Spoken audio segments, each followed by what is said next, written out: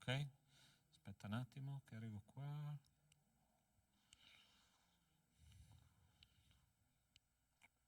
Ok, dimmi quando. Posso andare? Ok, buonasera a tutti, grazie per essere qua e grazie per quelli che ci seguiranno a casa. Lo studio è registrato, ma già entro domani sarà disponibile per la visione. Ok? Sono 2 settimane che stiamo saltando per 2 eventi che ci sono stati nella nostra comunità, ma questa sera vogliamo riprendere da dove siamo rimasti, ossia dal capitolo 16 del libro di Apocalisse. Okay? Io vorrei però prima pregare con voi e chiedere al Signore che Lui ci guidi in questo studio, che ci dia la capacità di comprendere e soprattutto di fissare dentro di noi questi insegnamenti. Signore nostro Dio, nostro Padre, io ti ringrazio e ti benedico perché siamo arrivati fino qua. Ti chiedo, Signore, di aiutarci a comprendere la tua parola, a fissarla dentro di noi e a darci la capacità, Signore, in quello che possiamo e quello che, Signore, tu ci darai, di metterlo in pratica per la nostra crescita spirituale. Te lo chiediamo nel nome di Cristo Gesù. Amen. Ok, visto che siamo da 2 settimane fermi, io vorrei fare un piccolo, leggero ripasso insieme a voi. Ok? Allora, dobbiamo ricordare che noi stiamo studiando questo libro, la parola Apocalisse vuol dire rivelazione. Dio sta rivelando attraverso questo libro tutti gli eventi futuri che ci saranno. Okay? In particolare, partendo dal capitolo 4 al capitolo 20, noi stiamo vedendo, siamo arrivati oggi al capitolo 16, stiamo vedendo questi 7 anni di regno dell'Anticristo e cosa succederà in questo periodo storico futuro, no? Che è un periodo storico che abbiamo già detto, è un periodo senza la Chiesa, perché la Chiesa viene rapita, al capitolo 3 noi vediamo un accenno del libro di Apocalisse a questo, perciò la Chiesa non sarà presente qua sulla terra, ma durante questo periodo di 7 anni di regno dell'Anticristo ci saranno tanti eventi e soprattutto tante conversioni, ok? Quello che abbiamo visto fino ad oggi. Abbiamo visto che il Signore ha cominciato in questi 7 anni a mandare dei giudizi molto forti, molto pressanti. Abbiamo cominciato a vedere i sigilli, i 7 sigilli, no? Poi abbiamo visto le 7 trombe, dei giudizi ancora più forti, e stasera nel capitolo 16 vedremo gli ultimi 7 giudizi, che sono le 7 coppe. Okay? Che cosa significa coppa? Coppa oppure calice, no? Questi angeli che noi vedremo portano queste 7 coppe o questi 7 calici, la stessa parola, no? Che sono il destino dell'umanità. Okay? Quindi gli ultimi 7 giudizi di Dio durante il regno dell'Anticristo, no? E questo è il destino che il Signore ha riservato per il regno dell'Anticristo e per i suoi seguaci. Ok? Leggiamo quindi il capitolo 16 e vediamo che cosa il Signore ci dice. Dice così: allora udii dal Tempio una gran voce che diceva ai 7 angeli: andate e versate sulla terra le 7 coppe dell'ira di Dio. Il primo andò e versò la sua coppa sulla terra e un'ulcera maligna e dolorosa colpì gli uomini che avevano il marchio della bestia, che adoravano la sua immagine. Poi il secondo angelo versò la sua coppa nel mare. Esso divenne sangue simile a quello di un morto e ogni essere vivente che si trovava nel mare morì. Poi il terzo angelo versò la sua coppa nei fiumi e nelle sorgenti delle acque diventarono sangue. Udì l'angelo delle acque che diceva: sei giusto, tu che eri tu il santo, per aver così giudicato. Essi infatti hanno versato il sangue dei santi e dei profeti, e tu hai dato loro sangue da bere, è quello che meritano.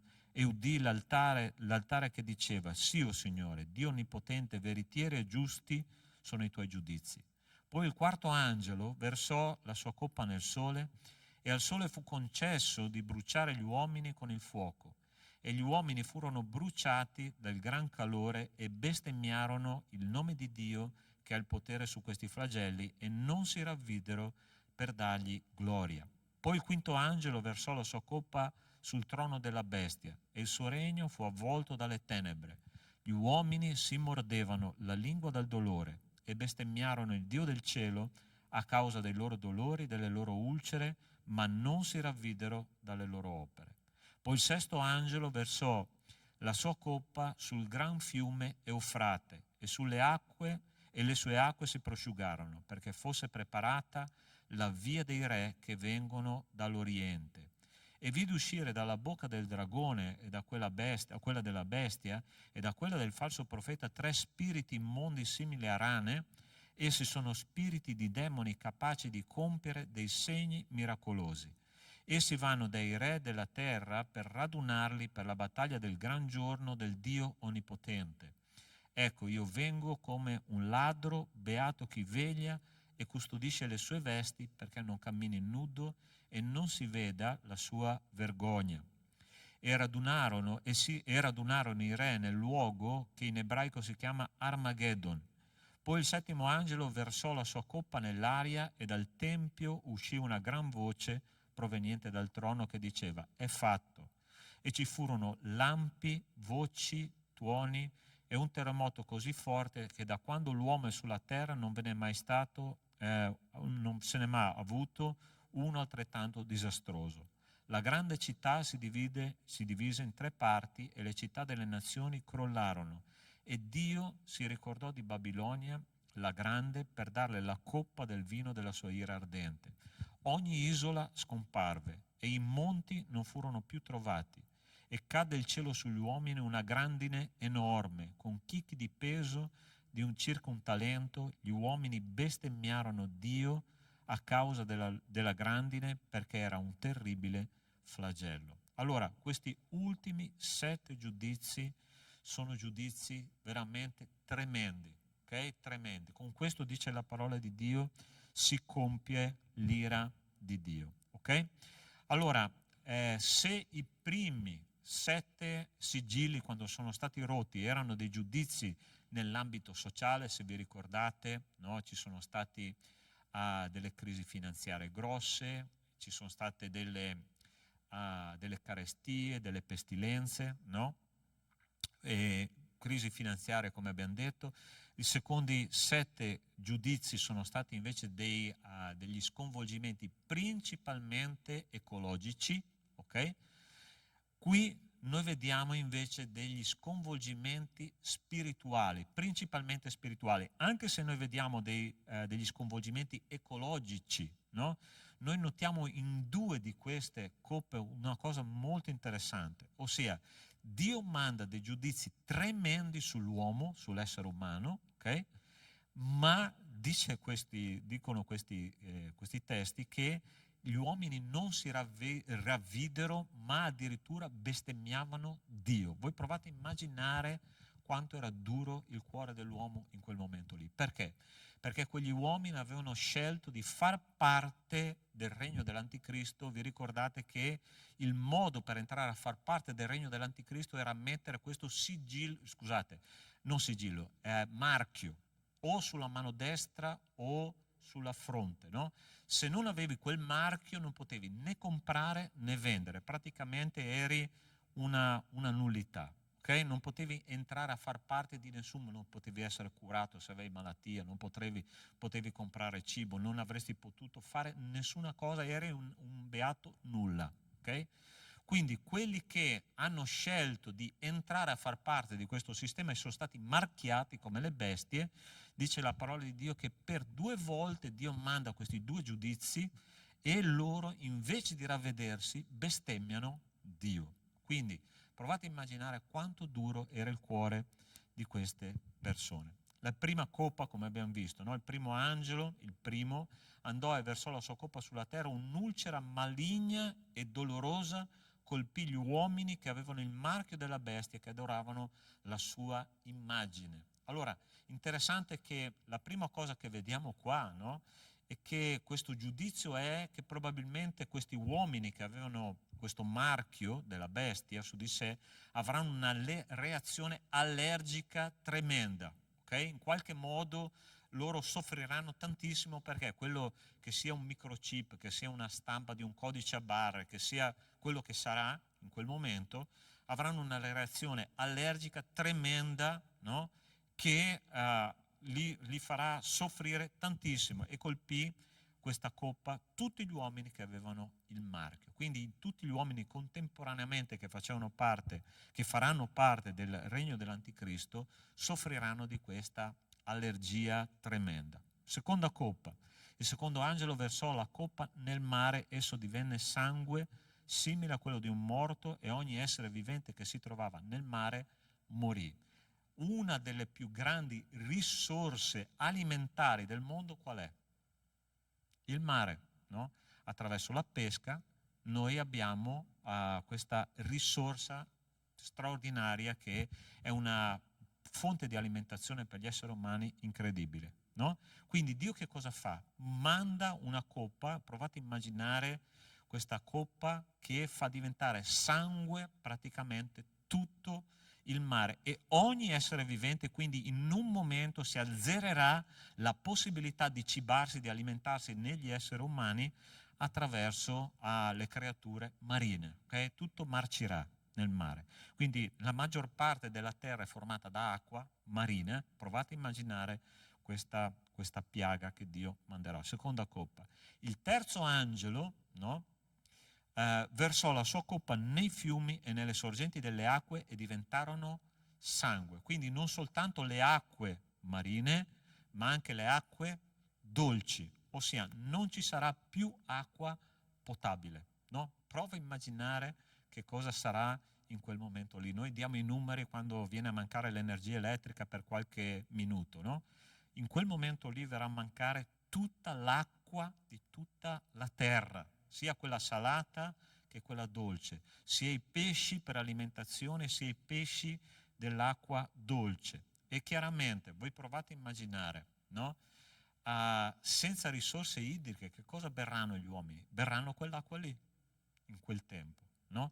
Però ovviamente sarà una cosa tremenda. Allora, questa coppa ci riporta, vi ricordate che cosa ha fatto Mosè quando ha fatto uscire dai confini dell'Egitto il popolo di Israele? La prima piaga che lui ha fatto è proprio quando ha messo il suo bastone nell'acqua e l'acqua è diventata sangue, ok? Proprio per ricordare quel miracolo che Mosè ha fatto, anche qui gli uomini cominceranno a pensare alla parola di Dio, a come Dio ha liberato il suo popolo là in quel tempo quando c'era Mosè che guidava il popolo di Israele, no? Ed è un giudizio, ma la parola di Dio ci dice che non si ravvederanno. Quarto angelo versò la sua coppa sul sole e al sole fu concesso di bruciare gli uomini con il fuoco e gli uomini furono bruciati dal gran calore e bestemmiarono il nome di Dio che ha il potere su flagelli e non si ravvidero per dargli gloria. Questa è la stessa cosa che è successa anche lì in Egitto. Vi ricordate quando Dio ha mandato le tenebre sul trono del faraone, ok? E c'erano tenebre in tutto il paese d'Egitto, tranne che nei villaggi ebraici, ok? Questa non è una tenebra qualsiasi. Perché? Perché dice la parola di Dio che questi uomini furono bruciati prima dal sole e poi alla quinta coppa, dice il quinto angelo versò la sua coppa sul trono della bestia, il suo regno fu avvolto dalle tenebre, gli uomini mordevano la lingua dal dolore e bestemmiarono il Dio del cielo a causa dei loro dolori, delle loro ulcere, ma non si ravvidero dalle loro opere. Queste due piaghe, ossia il sole che brucia e le tenebre che fanno dolore agli uomini, ci riportano proprio con la mente all'antico Egitto. Okay? Chi era il dio egiziano più grande? Era il dio Ra, ossia il dio sole. Okay? E in quel tempo voi sapete che il faraone era considerato un'incarnazione del dio sole. Okay? Qui l'anticristo è un'incarnazione di che cosa? Del Dio che porterà, tra virgolette, la pace sulla terra. Quindi Dio manda queste tenebre sul regno della bestia, ma in particolare sul trono della bestia, e brucia gli uomini attraverso il sole. Quindi la loro mente doveva essere molto chiaramente stimolata in quel momento lì a riportare a quegli eventi che c'erano là in Egitto. Ossia, quando Dio manda dei giudizi per liberare il suo popolo non c'è più nessuna cosa da fare. Se Dio decide, Dio fa. Okay? Questa è una cosa che sicuramente tanti uomini in quel momento ragioneranno, penseranno, ricorderanno le scritture, le stesse cose che sono successe in Egitto, e faranno un pensiero su quello che il Signore starà per fare in quel momento lì. Okay? Quindi queste due coppe ci riportano all'Egitto. Poi il sesto angelo versò la sua coppa sul gran fiume Eufrate.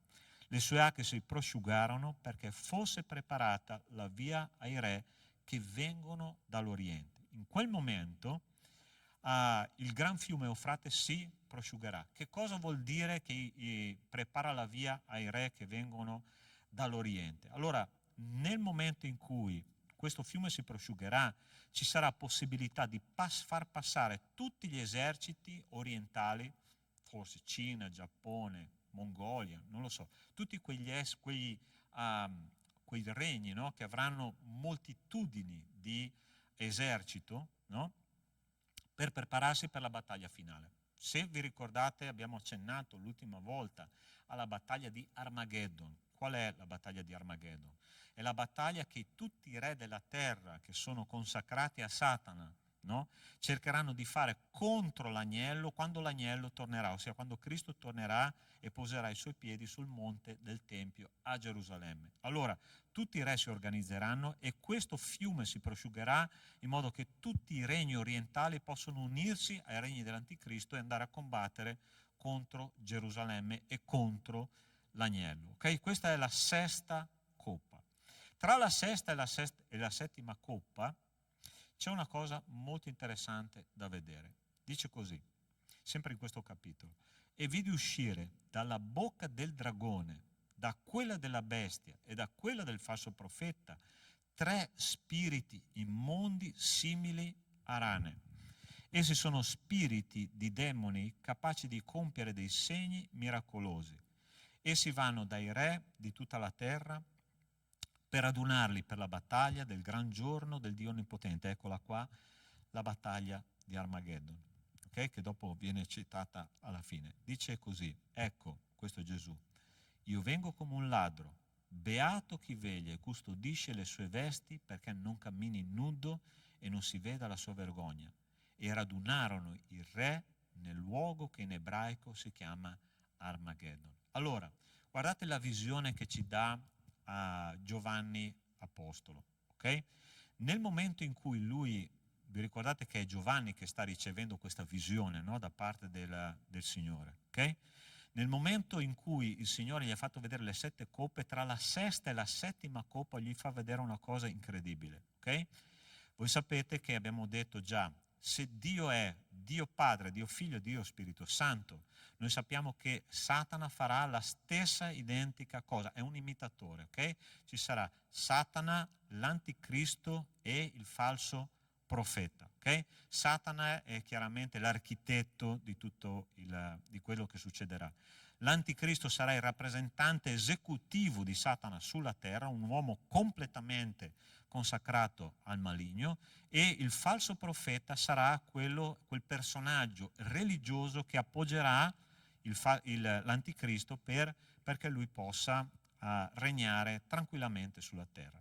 Allora, nel momento in cui Dio sta per terminare i suoi giudizi, la cosa interessante è che dice che Giovanni vede 3 spiriti simili a rane uscire dalla bocca di questa trinità diabolica, capaci di fare, spiriti immondi, no? Simili a rane. Voi sapete che le rane erano un cibo che gli ebrei non potevano mangiare. Questo è riservato là nell'Antico Testamento, quando Dio dà a Mosè l'elenco di tutti gli animali che non si potevano mangiare. Una di questi era le rane, ok? Le rane erano degli animali impuri, no? E qua ci fa vedere nel testo biblico che queste tre rane, questi tre spiriti impuri, che cosa fanno? Prima di tutto, hanno potere miracoloso, ossia, questa è una cosa molto interessante, i demoni hanno dei poteri miracolosi spirituali, ok?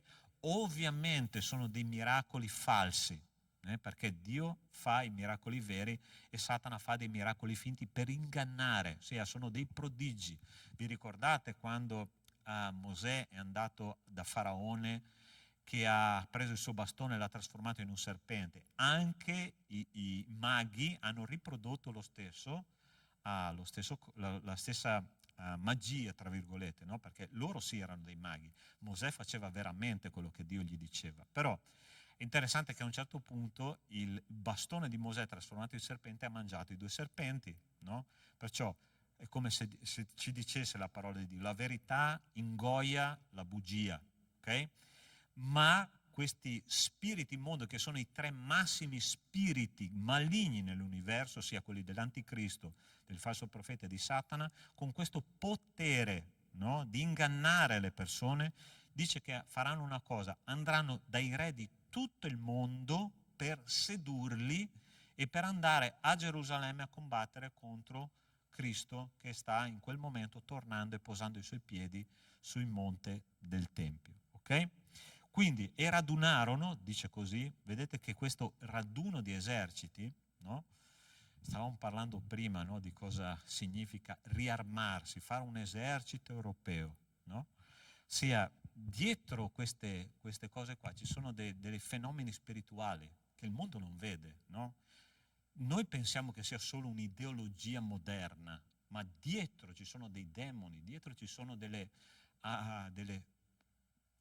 potenze demoniache, maligne, che cercano di distruggere l'essere umano. Il grande problema di Satana non siamo io e te, è l'immagine di Dio che è stampata dentro di noi. Quando lui cancella l'immagine di Dio, allora lui ha vinto la sua battaglia. Perché lui cerca di distruggere gli esseri umani? Non perché noi diamo fastidio a lui, ma perché l'immagine di Dio che è in noi gli dà fastidio. Quindi che cosa lui fa? Quando questo nemico, no?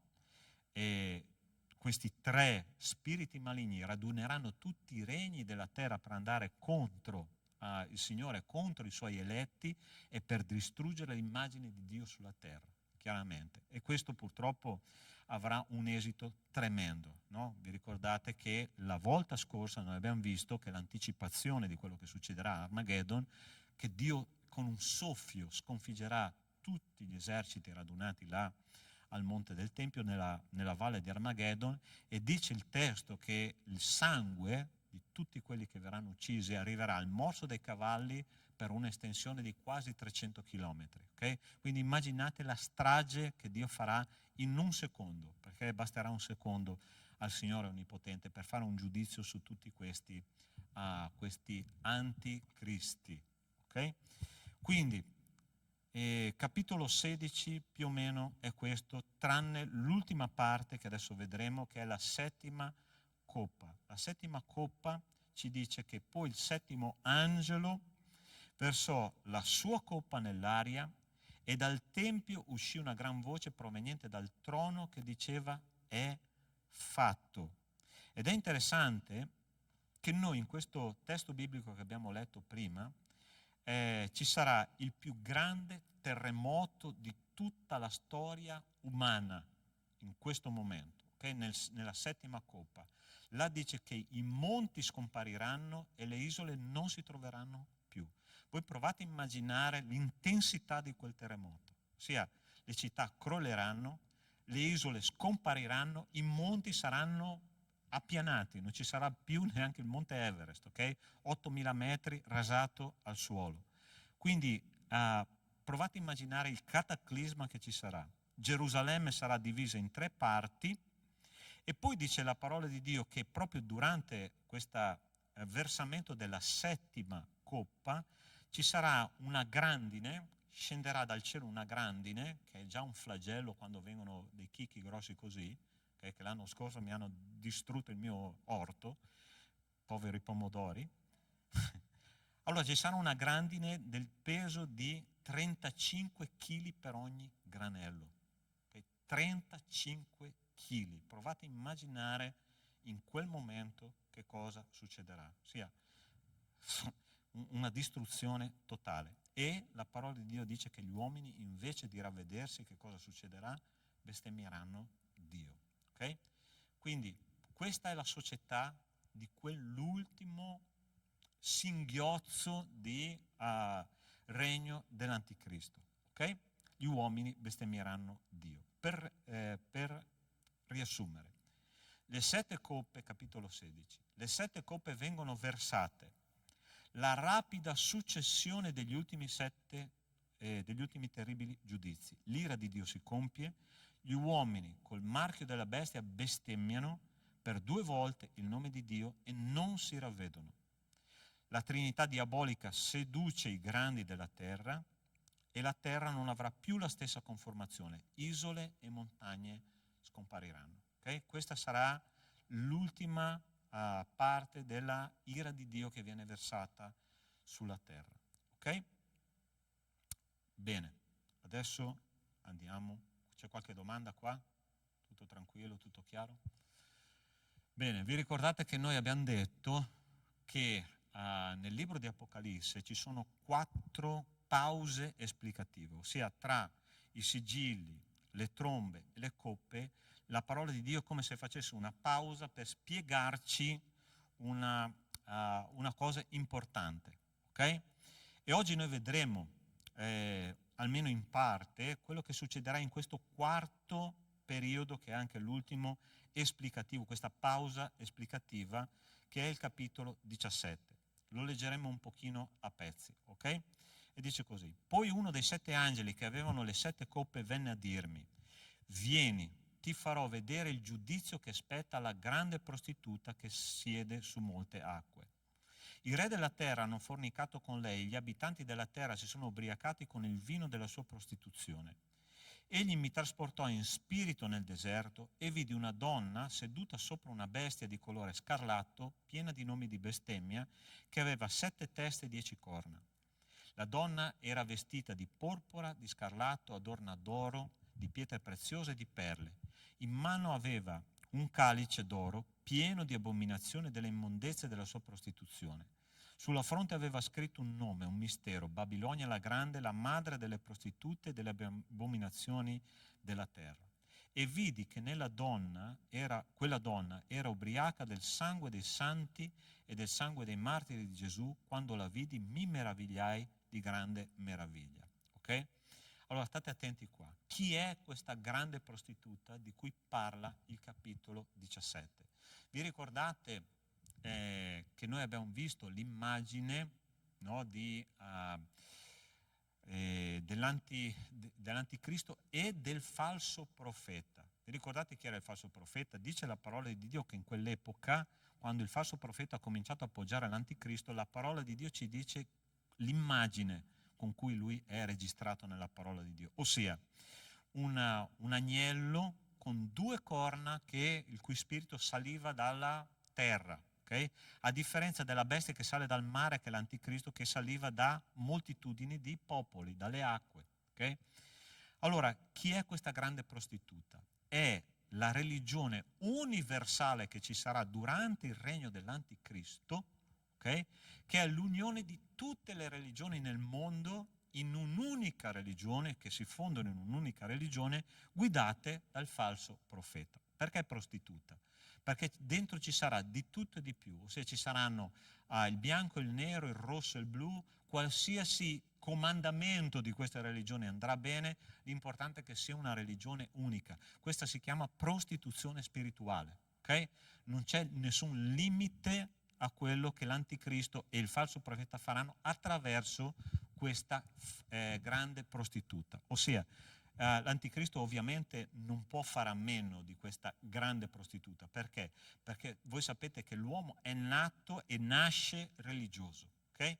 Quindi la religione è un modo di comunicare alcuni principi agli esseri umani molto diretto. Okay? Molto diretto.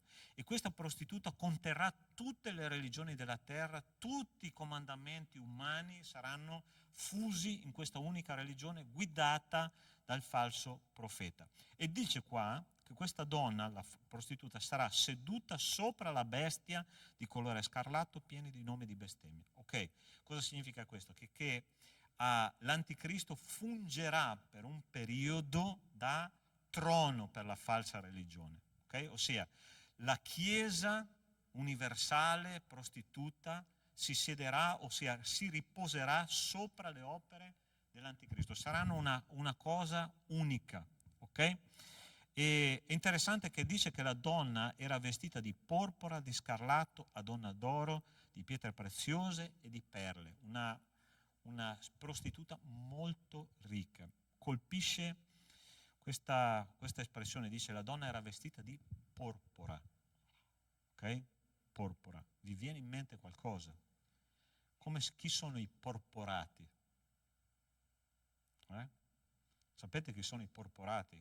Sapete che cos'è la porpora, no? È un colore rosso, no? Tipo le nostre seggiole, di cui venivano tinti i vestiti di alcuni dignitari religiosi. Okay? I porporati sono chiamati cardinali e vescovi cattolici. Okay? Sono chiamati proprio i porporati. Perché? Perché ovviamente ancora oggi, sì, provate a leggere su internet e vedrete che i porporati si riferisce proprio ai dignitari cattolici. Allora attenzione. Ovviamente Roma svolgerà un compito fondamentale in tutto questo. Perché? C'è un perché, ve lo faccio vedere qua, un pochino più avanti. Eccolo qua. Sapete che cos'è quello lì? Quello lì è un convegno che Karol Wojtyła, Papa Giovanni Paolo II, che è morto diversi anni fa, no? Nel 1986 ha cominciato questi incontri ecumenici. Sapete cosa vuol dire la parola ecumenica, no? Ossia casa in cui tutti viviamo. Non è una brutta parola se noi ci pensiamo, ossia noi siamo esseri umani e il nostro mondo è la casa in cui tutti viviamo. Okay? Questa parola è stata usata nella Chiesa antica, ossia nei primi secoli, per definire i cristiani di diverse estrazioni, ossia cristiani orientali, cristiani occidentali, cristiani africani, ma la parola ecumenismo era riferita a chi? Ai cristiani. Okay? Questo è un tipo di ecumenismo completamente diverso, è un ecumenismo allargato a tutte le religioni del mondo. Quindi facciamo un po' i conti. 1986, sono più di 40 anni che queste religioni mondiali, tutte le religioni, anche le religioni sciamaniche, okay? Sapete cosa sono gli sciamani, no? Sono degli stregoni, poche parole, no? Rappresentate qua, induisti, buddisti, musulmani, cristiani, cattolici e altre denominazioni, sono tutte riunite lì a pregare insieme in un ecumenismo allargato. Okay?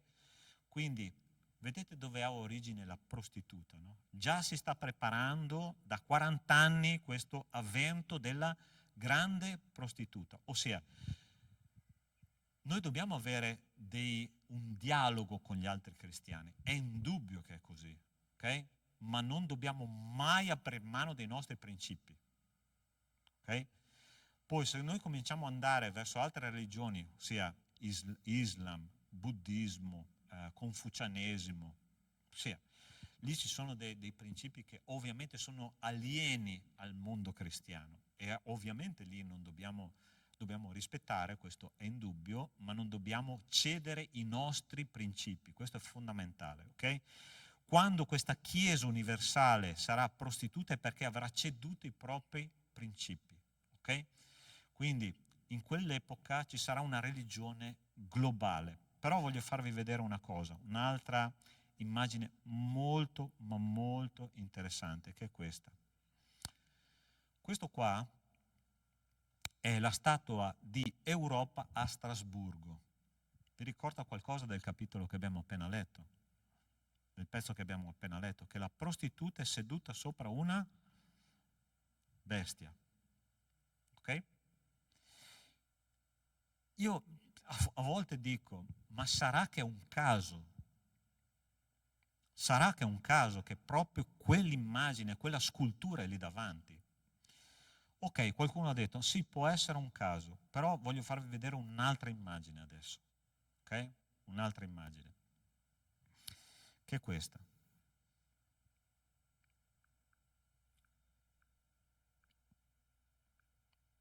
Eccolo qua. Prima questa. Dice così. Quanto ai tempi e ai momenti, questo è un testo che si trova in Prima Tessalonicesi capitolo 5 versetto da 1 a 3. Qua è proprio l'Apostolo Paolo che comincia a parlare dei tempi futuri, okay? Quando l'Anticristo proprio verrà. Le prime due lettere dei Tessalonicesi parla proprio, sono lettere escatologiche, ok? Dice, quanto poi ai tempi e ai momenti, fratelli, non avete bisogno che ve ne scriva, perché voi stessi sapete molto bene che il giorno del Signore verrà come viene un ladro di notte. Quando diranno pace e sicurezza, allora una rovina improvvisa verrà loro addosso come le doglie di una donna incinta e non scamperanno. Ok? Allora sta attento. Sotto vedete che cos'è? Il Parlamento europeo, a destra, quella costruzione. Quella a sinistra è la Torre di Babele rappresentata nei dipinti antichi. Sapete che la società degli ultimi tempi come si chiama? Babilonia la Grande, ok? In tutta l'Apocalisse è chiamata così. Allora, è un altro caso. Vi faccio vedere una terza cosa, ok?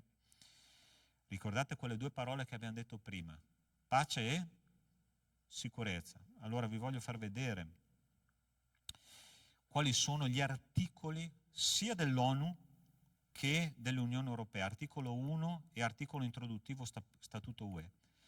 Articolo 1 ONU, garantire la pace mondiale e la sicurezza internazionale. Articolo introduttivo Statuto Unione Europea, rafforzando così l'identità dell'Europa e la sua indipendenza al fine di promuovere la pace e la sicurezza e il progresso in Europa e nel mondo. Okay? Quindi a cosa stanno convergendo le due più grandi unioni umane di tutto il mondo, alla storia, alla pace e alla sicurezza. E la parola di Dio ci dice che quando finalmente diranno pace e sicurezza, allora, paf, arriverà il giudizio di Dio. Ok? Vi lascio meditare queste cose. Le riprendiamo la settimana prossima. Okay? Adesso sono passati circa 40 minuti, perché adesso dovremo aprire un altro discorso, ma questo accontentatevi questo. Ossia, fratelli, quando noi studiamo Apocalisse, non è un film di fantascienza, è realtà. No? Le cose stanno succedendo sotto i nostri occhi, chiaramente. Okay? Il mondo lo sta dicendo a chiare lettere. Quindi il ritorno di Cristo è molto vicino, e noi dobbiamo prendere delle decisioni importanti per le nostre vite e per le persone che sono attorno a noi. Okay? Il mondo andrà inevitabilmente in quella direzione, ma noi dobbiamo essere pronti. Okay? So che fa un po' paura, okay? Però ricordatevi, il nostro Dio è sovrano, non lascerà mano delle nostre vite. La Chiesa non parteciperà a questo regno dell'Anticristo, ma sarà nella gloria. Quindi il rapimento della Chiesa è sempre più vicino. Okay? La prossima volta riprenderemo dal capitolo 17, okay? E andremo più a fondo in questo dettaglio che abbiamo parlato nell'ultima parte dello studio. Okay? Io vi ringrazio per l'attenzione, che il Signore ci benedica e che ci faccia stare svegli, no? Per la sua gloria. Ok? Preghiamo. Signore nostro Dio, nostro Padre, io ti ringrazio per questo tempo prezioso insieme a te, per la tua parola illuminante, per questo tempo, Signore, difficile, ma anche un tempo prezioso in cui noi abbiamo l'opportunità di predicare la tua parola. Ti chiedo, Signore, di benedire le vite delle persone che sono qua a seguire lo studio e benedire le persone che stanno a casa a studiare, Signore, la tua parola quando ascolteranno questo studio. Te lo chiedo nel nome di Cristo Gesù. Amen.